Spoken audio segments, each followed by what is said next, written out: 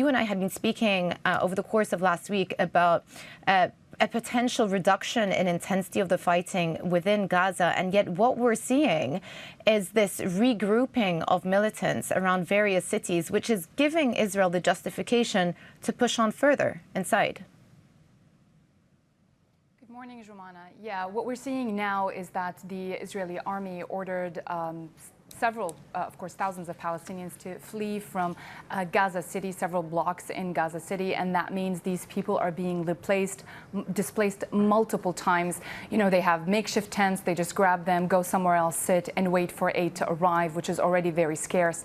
So the situation, humanitarian-wise, is very, very dire. And we're seeing the Israeli army on and on again, going back to areas that, like you said, were largely cleared from Hamas militants, but we're seeing Hamas regrouping, and that's one of the main threats for such a military strategy there in Gaza, that you're going to see more and more Hamas regrouping, resurgence there, and fighting. And we saw the Islamic Jihad, the Hamas military wing actually saying that the fighting there is very intense. And then we saw Hamas saying this will actually threaten or risk the collapse of the ceasefire talks that have been going on for weeks now.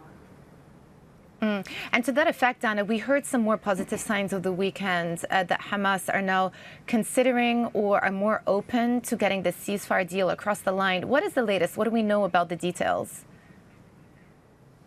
So Hamas over the weekend dropped a condition that they have been sticking to for a while now, and that is that they are no longer asking for a ceasefire in the first phase of this agreement that President Biden had initially proposed, but they ultimately want Israeli forces to withdraw from the Gaza Strip. And of course, Israel maintains this condition that they will not end this war before Hamas is eliminated.